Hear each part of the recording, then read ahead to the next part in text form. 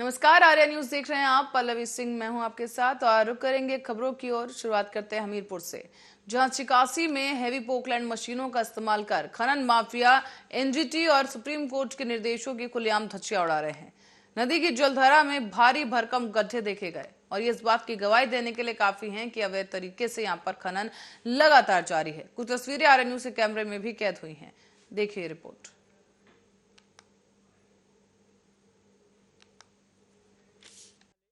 हमीरपुर में इस समय जो है खनन का कार्य जोरों पर है, लेकिन बेतवा नदी में जो है किस तरीके से यहाँ के जो खनन माफिया हैं वो बेतवा नदी का सीना चीरते हुए दिखाई दे रहे हैं। फिलहाल इस वक्त मैं आपको तस्वीरों में दिखाना चाहूंगा, कैमरा पर्सन से कहूंगा कि आप कैमरा को घुमाएं, दिखाएं किस तरीके से 24/18 है ये चिकासी का खंड। 24/18 में किस तरीके से दर्जनों की तादाद में पोकलैंड मशीनें बेतवा नदी का किस तरीके से सीना खल्ली कर रही है। तो कहीं ना कहीं जो प्रशासन है वो मूक दर्शक बना हुआ है और यहाँ के जो जिला प्रशासन है उस पर भी कहीं ना कहीं सवालिया निशान खड़े हो रहे हैं कि आखिरकार खुलेआम बेखौफ तरीके से जिस तरीके से यहाँ पे अवैध खनन किया जा रहा है, तो आखिरकार इन पर कार्रवाई क्यों नहीं कर रही है यहाँ की जो जिम्मेदार अधिकारी हैं। फिलहाल यह एक देखने वाली बात होगी कि खबर चलने के बाद में यहाँ के जो जिम्मेदार अधिकारी हैं वो कार्रवाई करते हैं या नहीं करते हैं, एक सबसे बड़ा सवाल होगा।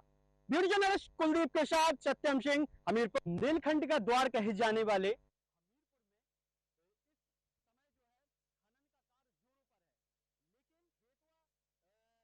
और इसी खबर पर एसडीएम सरेला खालिद अंजुम हमारे साथ जुड़ चुके हैं। सर, आपसे जानना चाहेंगे कि ये अवैध जो जिस तरीके से खनन है वो लगातार जारी है, लगातार इस तरह की खबरें आ रही हैं कि लोग धड़ल्ले के साथ खनन कर रहे हैं। आखिर प्रशासन क्यों चूक रहा है ऐसे लोगों पर कार्रवाई करने से? खनिज विभाग अपनी कार्रवाई कर रहा है, लगातार कार्रवाइयां चल रही हैं और ये सब पट्टा धारक हैं और इनकी विरुद्ध सभी कार्रवाइयां जो भी अनियमितता है उसके लिए खनिज विभाग रॉयल्टी की सारी कार्रवाई कर रहा है, परिवहन कार्रवाई कर रहा है, लगातार कार्रवाइयां चल रही हैं। पर सर, जिस तरीके से हम देख पा रहे हैं रिपोर्ट में, यहाँ पर कई सारी पोकलैंड मशीन खड़ी हुई हैं और यहाँ पर दिन के उजाले में इस तरह से अवैध तरीके से खनन किया जा रहा है, लेकिन कोई भी अधिकारी ना तो मौके पर पहुंचा है ना अब तक इन पर कोई कार्रवाई की सूचना प्राप्त हुई है। खनिज विभाग, परिवहन विभाग, सेल्स टैक्स, राजस्व विभाग, पुलिस विभाग, उन्होंने अपनी कार्रवाई की है, अपनी रिपोर्ट दे रहे हैं। सबके खिलाफ कार्रवाई हो रही है।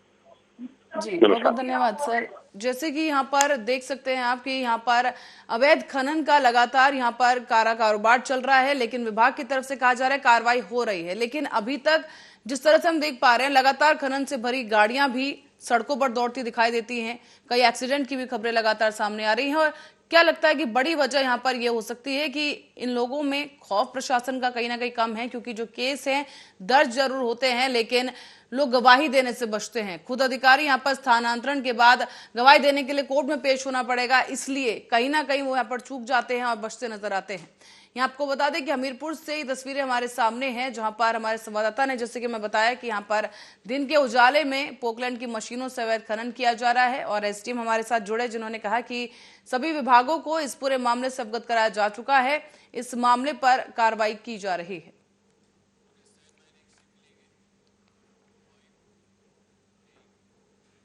और सोलापुर जिले में एक श्वान का सिर बढ़नी में अटक गया, जिसके बाद वहां पर हाहाकार मच गया है। बताया जा रहा है कि इसी बीच एक जानवर प्रेमी ने बड़ी मशक्कत के बाद श्वान का सर वहां से बढ़नी से बाहर निकाला।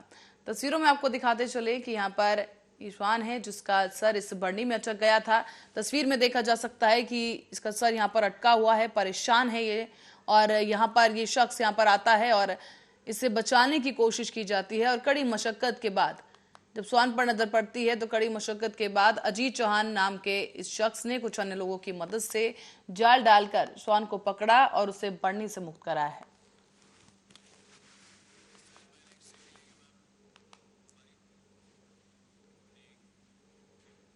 और ठाणे पुलिस ने गुप्त सूचना के आधार पर गोरबंदर रोड पर से गुजर रहे इनोवा कार को रोककर जांच की। पुलिस को कार से 2000 के 8 करोड़ रुपए मूल्य के नोट नकली बरामद हुए हैं। कार में बैठे दोनों आरोपी राम शर्मा और राजेंद्र राउत को पुलिस ने गिरफ्तार कर लिया है। पूछताछ के दौरान आरोपियों ने बताया है कि पालघर में मदन चौहान नामक इस व्यक्ति ने उन नकली नोट छाप कर दिए थे।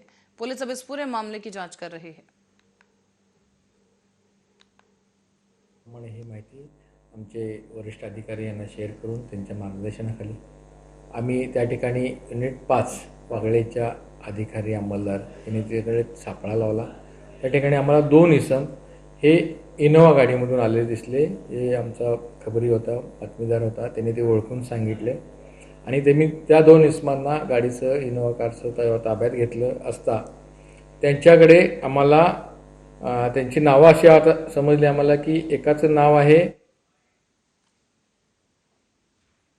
और ठाणे जिले में एक पत्रकार सम्मेलन को संबोधित करते हुए आम आदमी पार्टी ने बताया है कि आगामी ठाणे महानगर पालिका चुनाव में आप भी अपने उम्मीदवार चुनाव में मैदान में उतारेगी।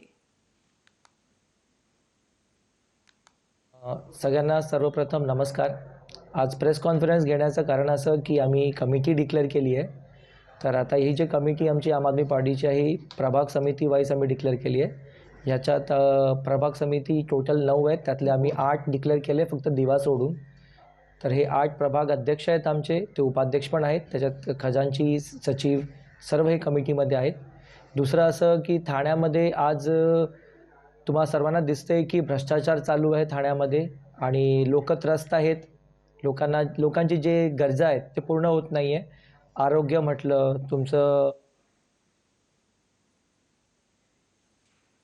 वर्धा में सड़कों की दुर्दशा को लेकर आम आदमी पार्टी ने बैंड बाजे के साथ अनोखा आंदोलन किया है। वर्धा में भूमिगत गटर योजना के अंतर्गत रास्तों को खोदा गया, लेकिन गटर बनाने के बाद रास्तों को बनाया नहीं गया है। इसी से आगत होकर और इसी से आक्रोश में आकर आम नागरिकों को काफी परेशानी भी सहनी पड़ रही है। और आम आदमी पार्टी ने प्रशासन की आंख खोलने के उद्देश्य से ये बैंड बाजा बजाकर अनोखे तौर पर प्रदर्शन किया है। होतं ते प्रशासनाच्या हलगर्जीपणा आणि रस्त्यांमध्ये गटार योजनेच्या नावावर झालेल्या भ्रष्टाचाराच्या विरोधात होतं। आम्ही साधारण 31 तारखेला नगरपालिका प्रशासनाला या संदर्भात निवेदन दिलं। मुख्याधिकारी साहेबांची आम्ही वारंवार या संदर्भात भेट घेतली, पण त्या सगळ्या घडामोडींमध्ये कुठेही नगरपालिकेनं आमच्या कार्याची किंवा आमच्या निवेदनाची किंवा आमच्या पाठपुराव्याची दखल घेतली नाही। त्याच्या निषेधात आम्ही त्यांना तंबी देऊन आलो होतो की येत्या 7 दिवसात जर रोडचं काम झालं नाही तर आम्ही आमच्या पद्धतीनं बँडबाजा आंदोलन करू। ते बँडबाजा आंदोलन करताना आम्हाला हे लक्षात आलं की रस्ते अक्षरशः मृत पावलेले आहे। मग वेळेवर आम्ही त्या रस्त्यांची मयत सुद्धा करून टाकली। अशाच प्रकारे आमच्या गोंडप्लाटमध्ये मातंगपुऱ्यापाशी एक खूप मोठा खड्डा होता। आम्ही वारंवार निवेदन देऊन नगर परिषद आणि सार्वजनिक बांधकाम विभागांनी यांनी कुठली दखल न घेता आम्ही त्यांना 10 तारखेला नोटीस दिला होता, अर्ज दिला होता, पण त्यांनी काही हस्तक्षेप केला नाही। तर आज आम्ही त्या रोडची मयत काढली। ते मयत काढून ते मयत किती होऊन त्याची आता मला तर वाटतं त्याची प्रेतात्मा तयार झाली की काय अशी कंडिशन झालेली आहे। समोर हॉस्पिटल आहे, ते हॉस्पिटलचा सुद्धा ते लोक दखल घेत नाही आणि याच्यानंतर जर नगर परिषदनी आणि सार्वजनिक बांधकाम विभाग दखल घेतली नाही आम्ही तीव्र।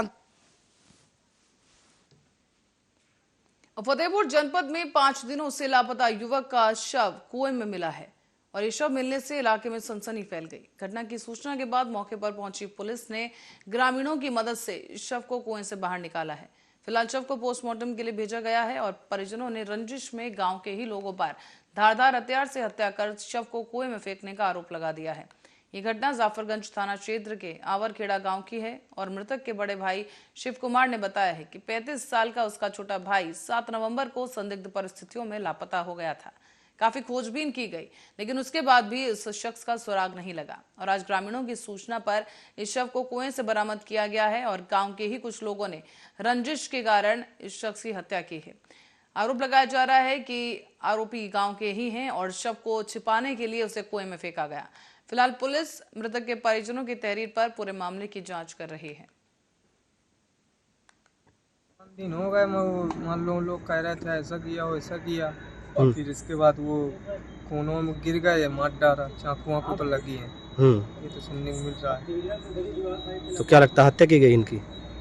हम तो देखा नहीं, पापा देखा है, मान लो चाकू को लगी है। अच्छा, क्या कोई दुश्मनी थी क्या? पहले थी दुश्मनी। अच्छा, 4-5 दिन हो गए, मान लो। अरे 5वां दिन आया। फिर क्या हुआ? फिर हमको गए ढूंढने तो वहाँ मिला ना। तो सगले पता लगाया है तो हमको न मिला। मिलता ही नहीं है, जब कुआं मरा पड़ा है तो हमको कहाँ से मिल जाए बाबू। चाकू से मारा गया है फिर आज बॉडी मिली? आज बॉडी वहाँ गांव वाले ने बताया तब बॉडी मिली है। तो क्या लगता है आप हत्या की गई इनकी? हत्या की गई बाबू। किसके ऊपर शक है? अब उन्हें के ऊपर है शक बाबू जी। गाँव के हैं? हाँ। क्या नाम है?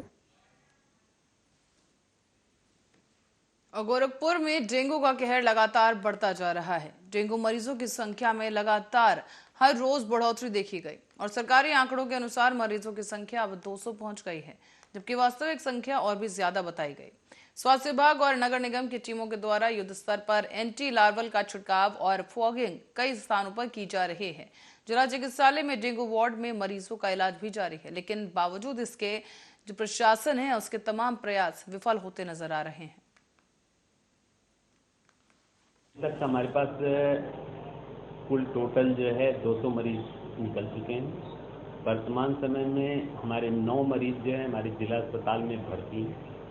बाकी लोगों का उपचार या तो घर में हो रहा है या स्वस्थ हो चुके हैं। और इसके अलावा जो है डेंगू के लगातार डेंगू पर नियंत्रण करने के लिए जो प्रभावी गतिविधियाँ होती हैं, जैसे लार्विसाइडल है, उसका नियमित रूप से नगर निगम की टीम और पंचायत विभाग की टीम कर रही है। फॉगिंग नगर निगम और उनकी टीमें कर रही हैं। इसके अलावा हमारे जिला मलेरिया अधिकारी के नेतृत्व में लोगों को डेंगू से बचने के उपाय के बारे में जानकारियाँ दी जा रही हैं। जी, धन्नु कुमार गुप्ता है, हम बिहार के रहने वाले हैं, सिवान जिले का। यहाँ बाबा जी के हॉस्पिटल में हम पहले से भी 2 मरीज लेकर डेंगू पेशेंट आए थे, वो लोग भी दोनों ठीक हो गए। उसके बाद हम घर पे गए, हमको भी डेंगू हो गया। यहाँ पर हम आ करके खुद ही एडमिट हुए हैं। और हमारे यहाँ जो सरकारी जो हॉस्पिटल है वहाँ का स्थिति बहुत दयनीय है। वहाँ का स्थिति, वहाँ कुछ व्यवस्था नहीं है नीतीश कुमार के यहाँ, ठीक है। बाबा जी के हॉस्पिटल में सब कुछ व्यवस्था, सब कुछ सही है। यहाँ हर एक चीज़ का व्यवस्था, खाने पीने का। और महापंचायत में पहुंचे राकेश टिकैत ने विपक्ष पर जोरदार हमला किया है। कहा कि जब संसद में आवाज कम हो जाती है तब सड़कों पर आंदोलन शुरू होता है, तब आवाज सड़क पर सुनाई देनी चाहिए। दिल्ली का 13 महीने आंदोलन चला, सब लोग जागरूक हुए, महंगाई बढ़ी और अब बेरोजगारी फैल रही है। अग्निवीर 4 साल के लिए भर्ती हो रहे हैं और वही अग्निवीर रिटायर होने के बाद क्रांतिवीर बन जाएंगे। बता दें आपको कि ऐसे तमाम आरोप हैं जो राकेश टिकैत ने सरकार पर लगा दिए हैं और इसी के साथ साथ मीडिया से रूबरू होते हुए वो बीजेपी पर लगातार निशाना साधते नजर आए। जमीन छीनने का प्रोग्राम कर रही है, एयरपोर्ट के नाम पर जमीन ले रही है, फ्री में जमीन ले रही। यहाँ के दुकानदार हैं, बहुत सालों से इनका काम चल रहा था, यहाँ को तोड़ के भव्य बिल्डिंग दोनों तरफ बन जाएंगे जिससे कॉरिडोर और मंदिर सिर्फ दिखे और यहाँ के हजारों दुकानदार बेरोजगार होंगे। अयोध्या के भी जो यहाँ 50-100 साल से यहाँ पे पिड्डी दर पिड्डी अपना काम कर रहे हैं, आज खाने कमाने का उनका टाइम आया था, आज उनकी दुकानें सब टूटेंगी। कम है। MSP गारंटी कानून देश में चाहिए, उसके कम रेट में फसल बिकती है, ना बिके। तो उनकी पार्टी है, वे किसी को लड़ाओ, उसमें हम क्या करें। हम तो नॉन पॉलिटिकल आदमी हैं, सरकार के गलत फैसले होंगे हम उसका विरोध करेंगे और विपक्ष वालों को एक जगह होना चाहिए सबको। ये कहा कि उनकी पार्टी, वे किसी को लड़ा लो, उसमें हम क्या करें। इस तरह से सरकारें फैसले कर रही है, किसान, मजदूर, नौजवान, उनके खिलाफ फैसले आ रहे हैं। तो ये तो हो ही रहा है ना कि सरकार बेलगाम हो चुकी है। सरकार देश को नहीं मानती, संविधान को नहीं मानती, कानून को नहीं मानती, कोर्ट कचहरियों को नहीं मानती। और G20 के लोगों को हाल ही में लॉन्च कर दिया गया है, पर इस लोगों से विपक्ष को केंद्र पर निशाना साधने का एक और मौका मिल गया और फिर शुरू हुआ लोगों पर सियासी बवाल। और कांग्रेस ने इसे बीजेपी की भारी भूल बता दिया है, तो वहीं बीजेपी ने कांग्रेस को इतिहास याद दिलाया। क्या है ये पूरा कमल विवाद, विस्तार से समझेंगे इस रिपोर्ट में।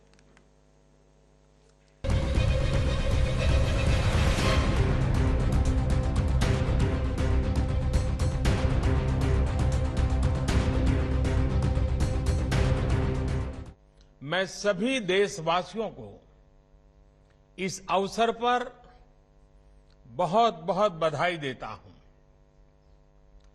साथियों, G20 ऐसे देशों का समूह है जिनका आर्थिक सामर्थ्य विश्व की 85% जीडीपी का प्रतिनिधित्व करता है। G20 उन 20 देशों का समूह है जो विश्व के 75% व्यापार का प्रतिनिधित्व करते हैं। G20 उन 20 देशों का समूह है जिसमें विश्व की 2/3 जनसंख्या समाहित है और भारत अब इस G20 समूह का नेतृत्व करने जा रहा है। प्रधानमंत्री नरेंद्र मोदी ने भारत के G20 प्रेसिडेंसी के लोगो, थीम और वेबसाइट को लॉन्च कर दिया है। जहां एक तरफ इस लोगो का दुनिया भर में इंतजार हो रहा था, तो वहीं अब इस लोगो पर देश के विपक्षी दल बीजेपी पर निशाना साध रहे हैं। G20 लोगो में कमल के फूल की कांग्रेस आलोचना कर रही है। कांग्रेस नेता जयराम रमेश ने ट्वीट तक कर इसका विरोध कर दिया है और कहा है कि चिन्ह के जरिए बीजेपी खुद को प्रमोट कर रही है। जयराम ने ट्वीट में इतिहास का एक किस्सा उदाहरण के तौर पर लिखा है कि 70 साल पहले जवाहरलाल नेहरू जी ने कांग्रेस के झंडे को भारत का झंडा बनाने का प्रस्ताव खारिज कर दिया था और अब देश की ओर से बनाए गए G20 की मेजबानी का लोगो बीजेपी का चुनाव चिन्ह बन गया है। ये हैरान करने वाला है। हम अब जानते हैं कि मोदी और बीजेपी खुद का प्रचार करने का कोई मौका नहीं गंवाएंगे। यानी मान लें कि यहाँ लोगों में धरती के साथ कमल की आकृति कांग्रेस को फूटी आंख नहीं सुहा रही और कांग्रेस ये सवाल कर रही है कि अपनी पार्टी के आधिकारिक चिन्ह को आखिर इस लोगो में बीजेपी ने क्यों लगाया। तो वहीं इस उदाहरण का जवाब भी बीजेपी ने इतिहास से ही दिया है। केंद्रीय मंत्री हरदीप पुरी ने ट्वीट कर लिखा कि 1950 में खुद कांग्रेस ने ही कमल को राष्ट्रीय फूल घोषित किया था, तो अब कांग्रेस इस राष्ट्रीय फूल के चिन्ह से खफा क्यों है।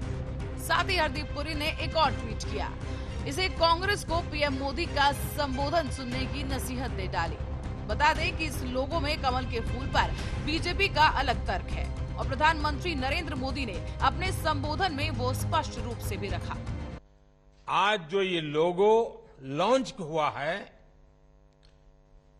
उसके निर्माण में भी देशवासियों की बड़ी भूमिका रही है।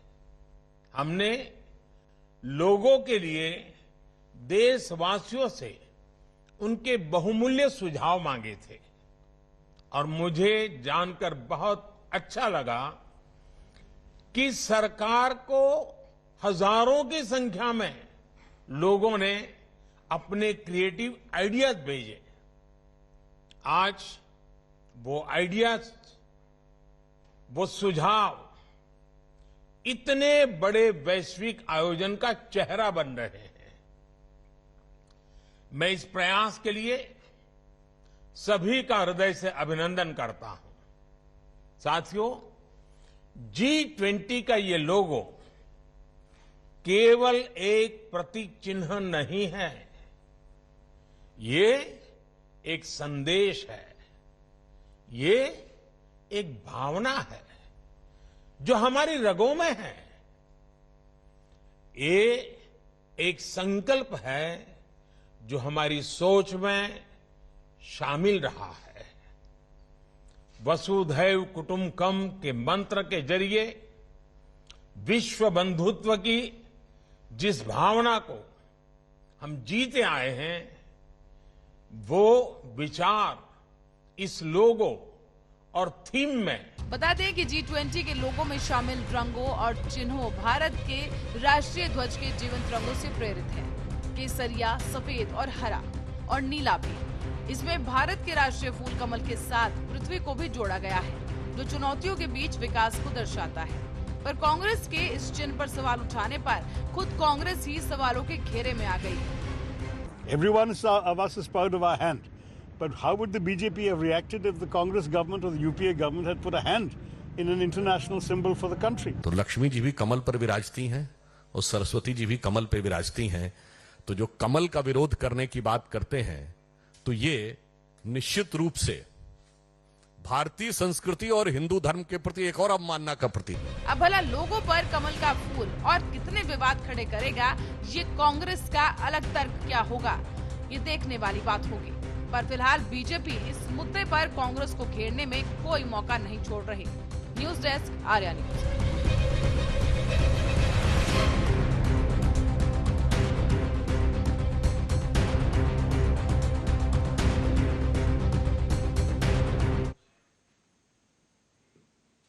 बुलेटिन में फिलहाल के लिए इतना ही। बने रहे हमारे साथ, देखते रहे आर्या न्यूज।